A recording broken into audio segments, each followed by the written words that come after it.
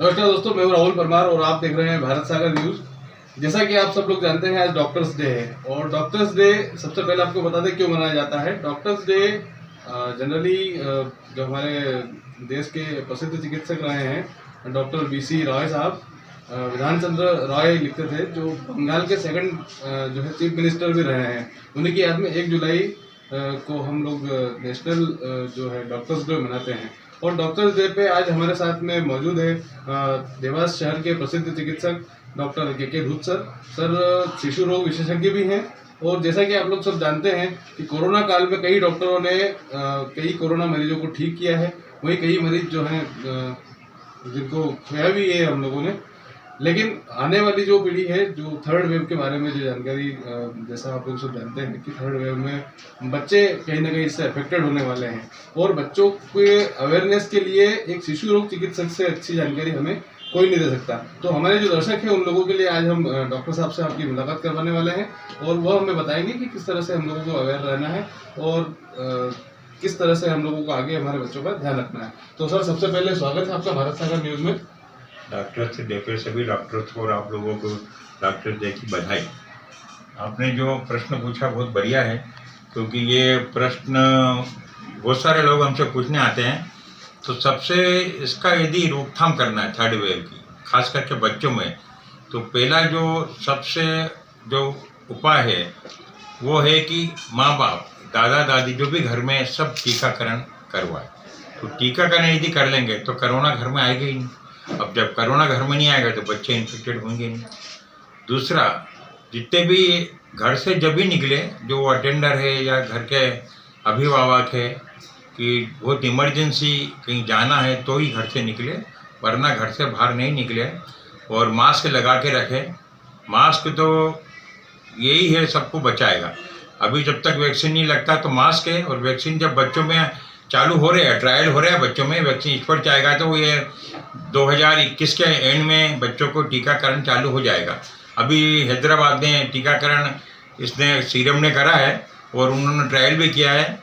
वो नोवावैक्स के नाम से कुछ ऐसी कुछ नाम तो मुझे नहीं मालूम, पर वो उन्होंने पेपर में आया था कि चालू किया है। सर, अभी कहीं ना कहीं ये देखा जा रहा है कि कई बच्चे जो हैं पीड़ित हो रहे हैं इस तरह की चीज़ों से। और जो मरीजों में, सामान्य मरीजों में जो दवाइयों का प्रयोग किया था, वो दवाइयाँ जो है वर्जित की गई हैं बच्चों की देखभाल, मतलब बच्चों के इलाज के लिए वो दवाइयाँ बंद कर दी गई है। ऐसे में इलाज, जो बच्चों का इलाज है, वो किस तरह से आप लोगों के लिए एक खासी परेशानी रहेगा?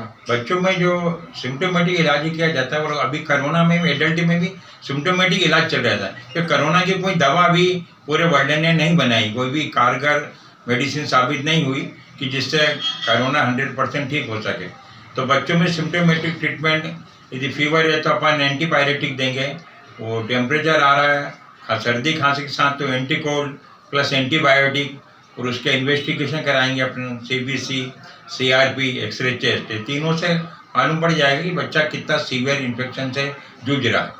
सर, एक चीज़ और है कि भाई ये जो डेल्टा वेरिएंट की बात कर रहे हैं, डेल्टा प्लस वेरिएंट की बात कर रहे हैं, तो डेल्टा प्लस वेरिएंट के बारे में जानकारी ये मिल रही है कि डेल्टा वेरिएंट जो है वो शीत जो ऋतु होती है उसमें ठंड में फैलता है और आमतौर पर ठंड में जो है बच्चे सर्दी खांसी से ज़्यादा पीड़ित होते हैं। तो ऐसी स्थिति में डॉक्टर्स कैसे क्या साइन कर पाएंगे कि बच्चे को कोविड ही है या फिर सामान्य सर्दी खांसी है? उसकी जाँच होती है कोविड की, अपन जो कराते हैं RT-PCR, वो जाँच होती है। एक CRP से मालूम पड़ जाता है, एक एंटीबॉडी जांच भी होती है, एंटीबॉडी जांच से भी मालूम पड़ जाता है कि बच्चे को कोरोना है कि नहीं। ये सब सस्पेक्टेड है। बहुत सारे केसेस में पॉजिटिव होते हैं, उसके बाद भी निगेटिव रिपोर्ट आती है। और जब CT स्कैन कराते हैं चेस्ट का, तो उसमें बहुत सारा इन्वॉल्वमेंट लंग्स का रहता है, 40%, 50%, 60%, ऐसे अलग है। और डॉक्टर जो पूरे वर्ल्ड में रिलायबल है वो CT स्कैन पे रिलायबल है, ना कि RT-PCR पे। सर, एक थोड़ा सा भूतकाल की बात हम लोग करें। सेकंड वेव में जो थे, कभी छोटे मोटे ऐसे केसेस देखने को मिले जिसमें बच्चे इफेक्टेड हुए थे, तो उन पर इतना इफेक्ट नहीं हुआ क्योंकि उनकी इम्यूनिटी जो बॉडी होती है वो काफ़ी स्ट्रांग होती है। ऐसी स्थिति में डेल्टा वेरिएंट कितने हद तक जो है बच्चों को घातक रहेगा? डेल्टा वेरिएंट का आज भी मैंने नई दुनिया में पढ़ा है कि कोवैक्सीन मददगार हो रही है उसमें, और कोवैक्सीन का वही इफेक्ट है जो अभी जो कोरोना वायरस में हो रहा है, वही उसका इफेक्ट है। तो डेल्टा वेरिएंट भी कोवैक्सीन से और कोविशील्ड अपने हैं, दोनों इफेक्ट करेगी उसके अगेंस्ट में। सर डॉक्टर्स डे है आज, और डॉक्टर्स डे पे आप काफ़ी सीनियर डॉक्टर रहे हैं, देवास के हैं डॉक्टर यहाँ पे, तो किस तरह के आप एक संकेत या फिर ऐसा संदेश देना चाहते हैं नए डॉक्टर्स को और हमारे जो साथी डॉक्टर्स हैं उनको? मैं संदेश यही देना चाहता हूँ कि पहले तो 100% टीकाकरण हो, दूसरा मास्क लगाएं, तीसरा अपन घर से जब भी निकले जब बहुत इमरजेंसी हो, चौथा अपन ये 2 गज की दूरी बनाए रखे। कोई भी भीड़ भाड़ वाले इलाके में या कोई भी समारोह हो, धार्मिक समारोह हो या डेथ का समारोह हो या शादी हो या ब्याह हो, कोई भी भीड़ भाड़ नहीं करे, और यदि जाना भी पड़े इमरजेंसी में तो आप 2 गज की दूरी बनाएं। यही आपको सबसे, और कुछ भी जैसे सिम्टोमेटिक कुछ भी होता है, जब बच्चे को सर्दी खांसी बुखार ये उसके कोरोना के लक्षण होते हैं जनरली, सांस लेने में तकलीफ, तो घर में अभी मेरे ख्याल से इस कोरोना काल में सबके पल्स ऑक्सीमीटर आ गया करीब करीब, तो पल्स ऑक्सीमीटर से चेक कर लें उसका कितना सेचुरेशन आ रहा है, और टेम्परेचर जो थर्मामीटर से नोट कर लें, और डॉक्टर की सलाह जरूर लीजिए, अपने मन से इलाज मत करिए। सर आपको बता रहे हैं कि सर रेड क्रॉस सोसाइटी के सचिव भी हैं देवास में, तो डॉक्टर्स के साथ साथ उन्होंने समाज सेवा में भी काफ़ी कुछ योगदान किया है। सर किस तरह का संघर्ष रहा कोविड का लगा? कोविड काल में हमने रेड क्रॉस की तरफ से टीकाकरण सेंटर चालू किया है, दूसरा इंडस्ट्री एरिया में रेड क्रॉस हॉस्पिटल बनाया है, जो और बाकी जो रेमडेसिविर इंजेक्शन उस समय, अभी तो WHO ने नकार दिया है कि रेमडेसिविर इंजेक्शन का कोई रोल नहीं है, उस समय हमने करीब करीब 11 से 12 लाख के बीच में रेमडेसिविर इंजेक्शन रेड क्रॉस ने खरीदे थे, और वो उसी नॉमिनल रेट में हमने दिए। वो बड़ी कंपनी से बुलाया था कलेक्टर साहब का उसमें, और अशोक खंडेलिया का काफ़ी योगदान रहा, जो चेयरमैन है हमारे, वो कलेक्टर साहब हमारे प्रेसिडेंट है रेड क्रॉस के, तो उनका काफ़ी सपोर्ट रहा हॉस्पिटल बनाने में भी और टीकाकरण सेंटर खोलने में भी।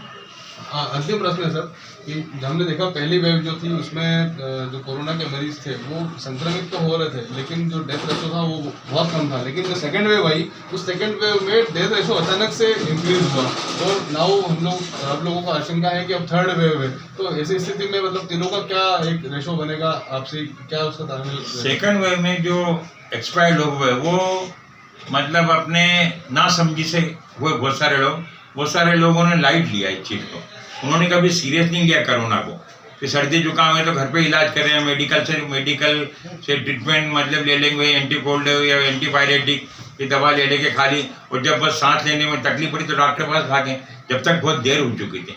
तो सबसे बड़ा कारण ना समझी का है, और उन्होंने जो मन से इलाज किया, डॉक्टर की सलाह नहीं ली, इसका सबसे बड़ा कारण है।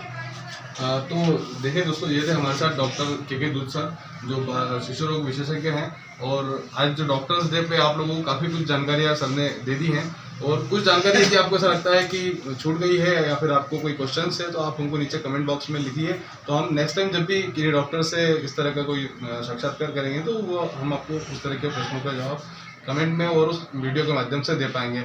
और इस तरह के वीडियोस देखने के लिए हमारे चैनल को सब्सक्राइब करना ना भूलें। फिलहाल मैं यही विदा लेता हूँ, धन्यवाद।